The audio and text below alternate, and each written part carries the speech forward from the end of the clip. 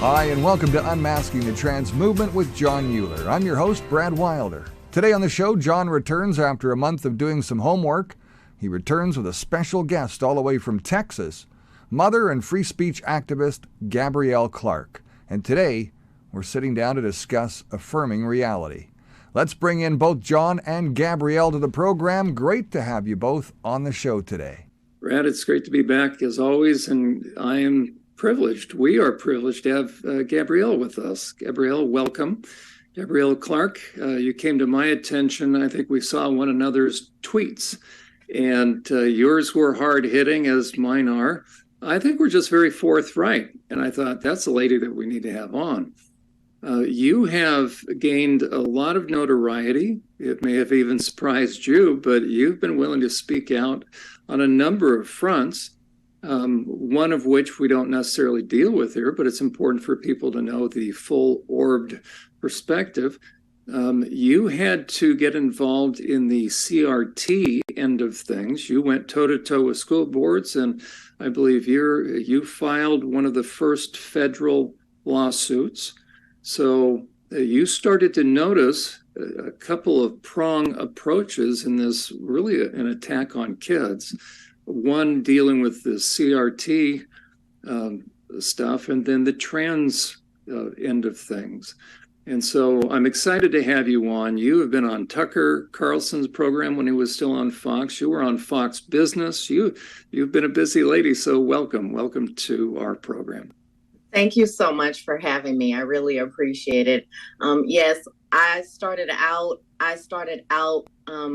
fighting indoctrination when my son was asked to list his identities and attach the signifier of privileged and oppressed to those identities. We didn't think that was right. We asked for relief, and they told my son if he didn't complete that class that he would fail, and that would have prevented him from graduating. That case has since been resolved. My son did graduate, and he's doing well. But while I was fighting on the CRT front, my daughter was being socially transitioned into believing that she was a boy through the SEL program, the social emotional learning program. When I realized what was going on, I knew I had to take action. There was no support, there was no help. And I knew that if I made any false move, that my daughter would be in danger of being taken away from me because they have activated the Children's Protective Services against parents when they dissent. So I created a program for my daughter, Affirming Reality. And that program is now being used throughout the world with some degree of success. I have a coaching service where I help other parents affirm reality with their own children. And I coach them to parent their children into desistance. And that's at affirmingreality.com. In fact, what I'm going to do is I'm now going to bring up your website. And that's the reason we have you on right now, which is your experience. So this is your site live. The screen will shift. So you do consulting, you do coaching, because you started to see some things going on with your daughter, and before you know it, she was getting sucked into, and I've used the term, you used it, so I'm heartened to hear more and more people use the term cult. It is a cult. It is brainwashing. That term may sound harsh, but it's mental and emotional manipulation. So describe, as people go onto your site, that is affirmingreality.com, what can they experience? Because we have, of course, the different tabs up here. So we have coaching and consulting. So tell us about your site. So what I try to do is encourage parents to meet with me for about 15 minutes. And you can on all the tabs there, you can look through all the tabs to find all of the different types of coaching services that I offer. And they can set up an appointment with you. Yes, they can set up an appointment with me, and it's a free consultation. It's 15 minutes just to discuss whether or not whether or not my particular program is appropriate for them or for their family. It really is more centered around school age children in between, well, middle school and high school. A lot of the times, parents don't really realize that all they have to do is make some changes in their approach. And that way they can learn how to talk to their children who are experiencing this confusion. I don't like to use the term rapid onset gender dysphoria, but that is the term that has been given to this situation. I prefer to use the term transgendering because the vast majority of these children are not experiencing what is typically known as gender dysphoria. Quite a lot of these children are just experiencing body dysmorphia due to puberty, and they're getting brainwashed into believing that somehow means that they were born in the wrong body. As you well know, puberty is tumultuous for everyone. That's so telling a child that they were born in the wrong body, disassociating them from themselves and disembodying them is a cult tactic. So I teach parents how to recognize the language and how to use it to fight back. There you go. Gabrielle, as you're describing that, and that was extremely well put. I'm aware that Brad is from Canada. We have Australians that listen to this. We have people from New Zealand. There's a big push now, especially in Canada. If there is any inkling or hint that anybody's trying to change the trajectory of these kids, there actually can be financial, civil, and criminal penalties brought to bear. So let's just for a moment, we're going to clarify what we're talking about versus what we're not. Right. We are not talking about, so when it comes to Canadian law, especially with a therapist, that if a therapist, quote unquote, changes the trajectory of all this, that somehow there's been brought to bear influence that now has been coercive and therefore that is illegal. What right. I'm here to say to clarify, and then I'll let you, since this is your consulting work, what I'm here to say is this. First of all, we're not anti anything. We are pro protection of women and children on this platform.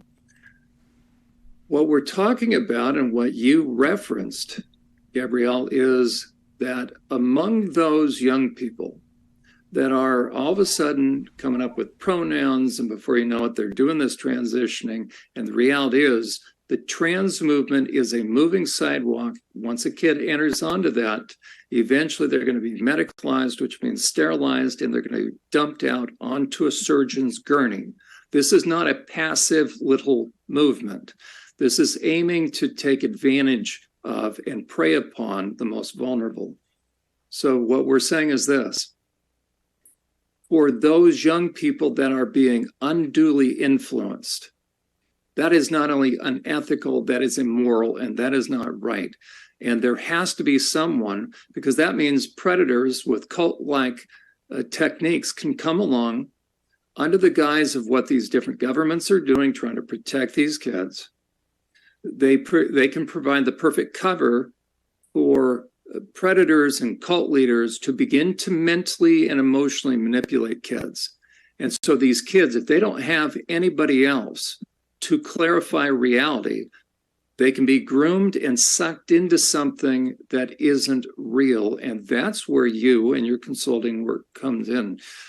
Speak to what I said, because, again, we wanted to clarify so that Brad and others in these countries, that we cannot be labeled as we're going against the law, we're going against anything, these precedents that now have been set.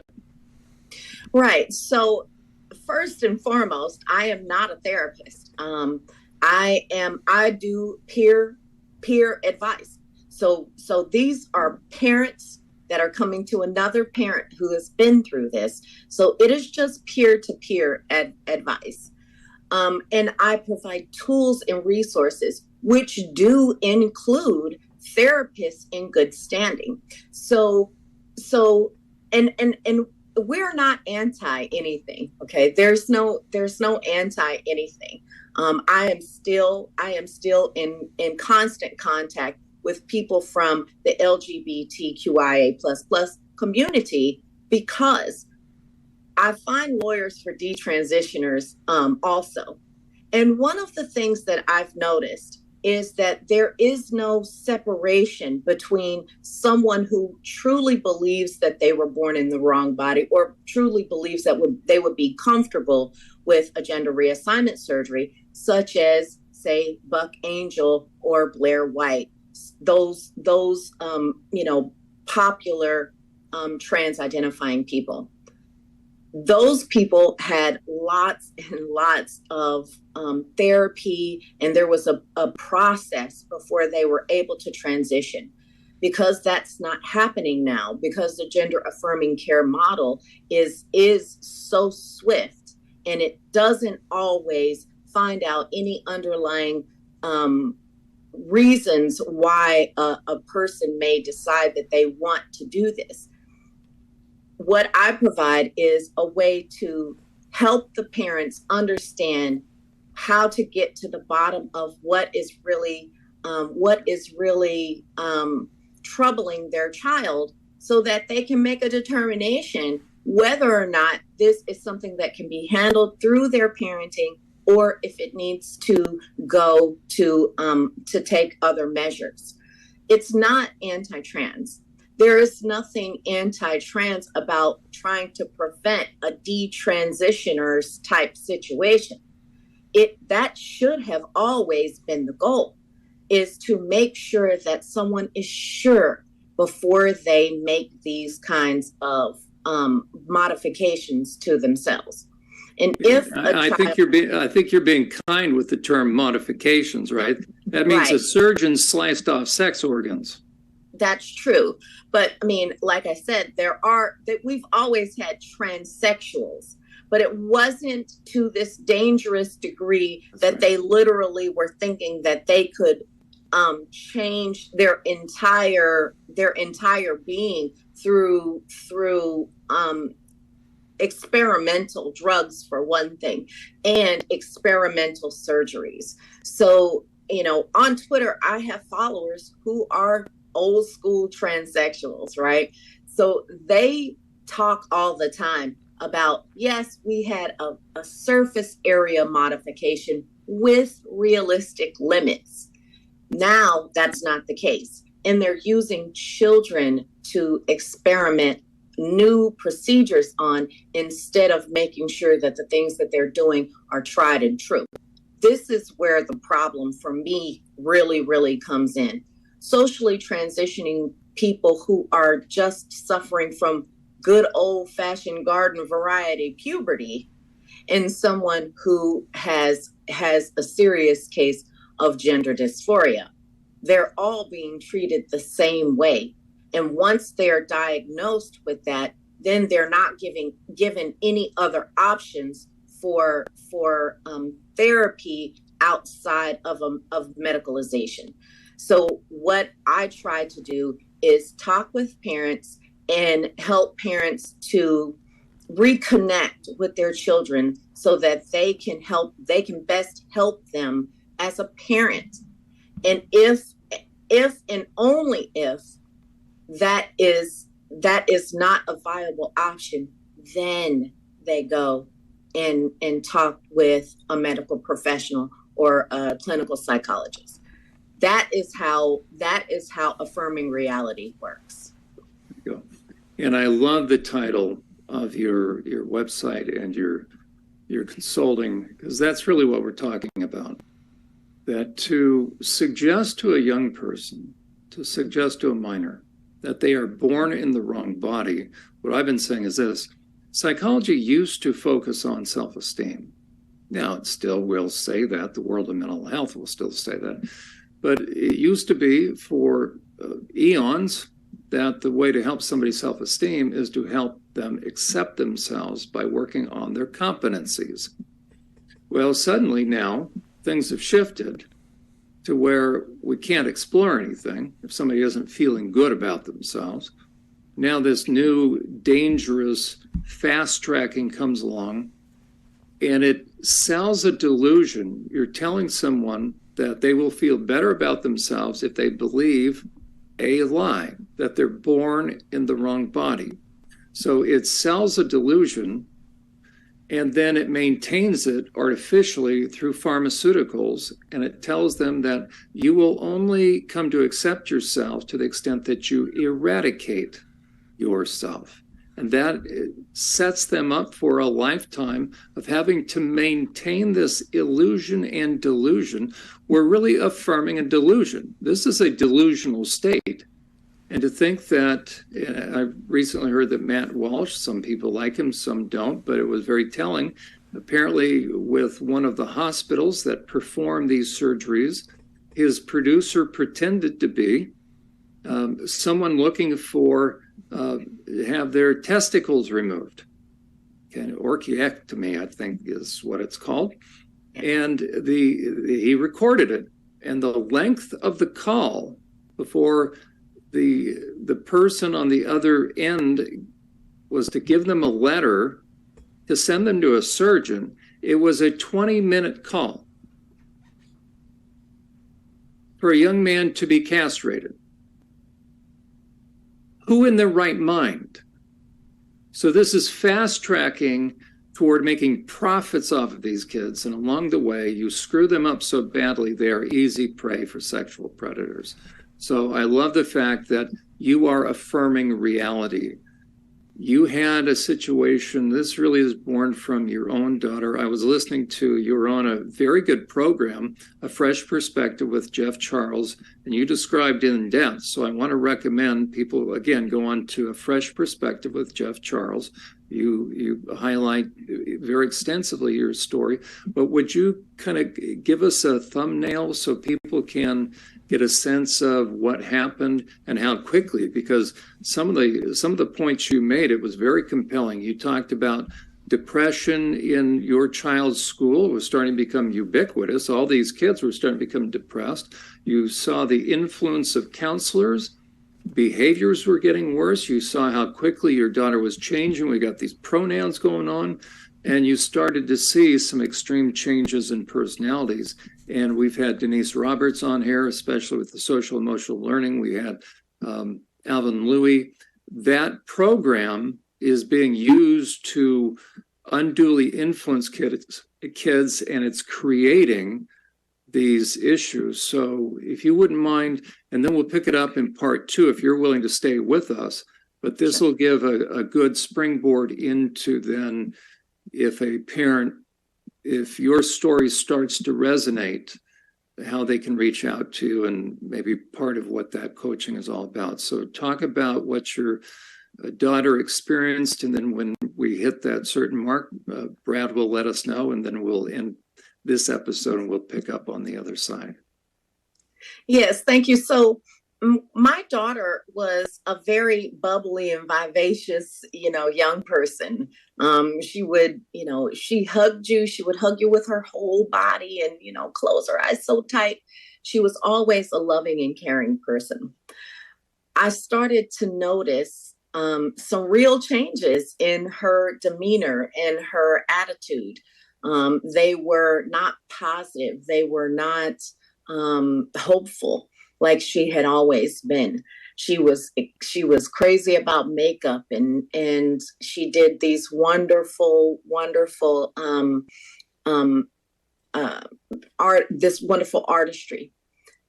And then the makeup started to get demonic. Now I'm an atheist, okay? So it was shocking to me to be kind of concerned about that sort of thing, but it wasn't artistry anymore. It was. And about what grade Gabrielle? This was in the 7th grade. So the 7th grade, she was involved in TikTok, like a lot of the children are. And then something happened at her school. One of her friends was hospitalized for self-harm. All of the children were very distraught. And so, the parents were concerned because this was coming off of the lockdowns. We thought that, the children were acting out because they had been isolated for so long. We allowed the school to let in a counselor. And that was really when the odd behavior started. The TikToks got weirder. The outfits went from artistic to just clown costumes, really, just bizarre. And that was when I didn't think that this was normal anymore, right? I didn't think that this was a normal reaction to the lockdowns anymore. We went on a trip to visit a relative, and there was no social media, there was no internet because it was a very remote area of Texas. And while we were there, my daughter went back to being her normal self. And that was when the light bulb really went off in my head. There is something going on here. When we returned home, she went back to the odd behavior. But that was still during the summertime. When she went back to school, that was when more damaging things started happening. That was when the outright disobedience, the screaming and the door slamming and all of those things, just the destructive behavior, self-harm, the cutting and the scratching and the biting, all of those kinds of things started happening once she started back to school. And that was when I realized it wasn't just social media. It wasn't just peer pressure. This was her school. And after a few weeks of really paying attention, I heard one of the administrators call her by a boy's name. And that was when I said, that's enough. That's enough. And I made plans to flee from Las Vegas, where we were living at the time, and come back here to Texas to be around my family. The confusion, in my hometown of Houston. The confusion and the roller coaster of emotions that these teachers are putting our kids through is overwhelming. Yes. I've seen the same thing with my own daughter, and I nipped it in the bud right away. It didn't take her to transition or show me anything that she was thinking that way. It just, the communication that we were having led me to catch on to it right away. And I think she said, "Dad, why are you a transphobe?" And I went, "Whoa, wait a minute. I'm not a transphobe. Why would you think that?" "Well, Dad, you say certain things. I question certain things, and I have a lot of questions about this. So, educate me." And I put the onus back on her. You wanna do this? Well, you better tell me about it, because I don't know nothing. So you know what? I'm blind to it all. Expose it to me, honey. And then at that point, well, why would you want to do that? Why would you do that? Why would you do this? And that conversation starts to happen. And that's something that's maybe lacking in a lot of parents' vocabulary, is discussion with their kids on this issue and how to get there. And you bring some good things to the table on your website, and you bring some good things to the table here today. And that's fantastic. So I think that, my initial reaction was anger. My initial second reaction was more anger. Right. By the time I finally talked to my daughter after the 4th or 5th anger session in my own mind, I came across with act like a journalist and pretend you know nothing and ask the questions. And if you do that, you're going to see how much she knows. You're going to see how much she's been indoctrinated. You're going to see what they continue to tell her at school. And you're going to be able to combat that with your own beliefs, your own family's beliefs, your own morals, upbringing, the right and wrong of it all. And Brad, that's exactly what we do at Affirming Reality. That's exactly what I do. I'm not being facetious. The first the first part is to detox the children from social media. But if that wasn't really an issue, the next step really is to find out what they know. So you let them tell you everything. So you find out exactly what they know. And in the process, you learn about parallel language messaging. If you had Alan Wu on, then you know that there are linguistics involved that they have manipulated. That's right. And so it is very difficult to have a conversation with some of these people and understand what it is they're talking about. So when your children are talking to you and telling you everything that's going on, you really need to learn how to interpret it. So that way you find out all the information you can. You find out exactly what it is they're thinking. And then as time goes by, it builds a bond. That bond allows you then to later go back and refute some of those things that your child has told you and let them see for themselves how what they were thinking was incorrect. Well, you're going to take those blinders off that I explained earlier. And as soon as you take those blinders off your child, you're actually going to see them wake up and they're going to go, whoa. We're affirming reality. That's right. Well, let's plan on picking it up. Gabrielle, will you stay with us for another episode for part 2? Yes. And we can then get into some of the practical steps and then encourage parents to reach out to you because you've been there. They don't have to reinvent the wheel. Right. You've done that for them. And so we look forward to the second part. Brad, as always, we have such compelling guests, and Gabrielle is one of those. I love that we're able to tell the stories that we tell on here and get this out. The real helpful part is when we go against the grain on commenting on certain platforms, or we want to provide our own rebuttal to whatever they're saying. And we see a lot of trans posts these days, and as we do that, I think we're always challenged. We're challenged with the linguistics of it all because they've changed the definitions of some words. They've changed words, the meanings, and that's Alvin Louis is a great example, and he's been on our show a few times now, 3 times I think, and always provides a great episode with that lingo to be able to communicate with your kids. And it's really important that parents start to pay attention to that and take control take control, maybe just take back their own family core values and things that they want to bring to their own kids.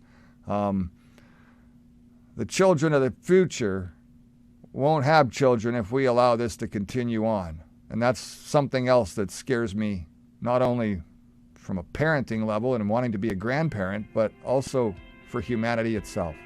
This is Unmasking the Trans Movement. I'm Brad Wilder. On behalf of John Mueller and Gabrielle Clark, thank you very much to everybody for being here today. We look forward to our next episode, part 2. Stand by, it's coming up next. Thanks for watching.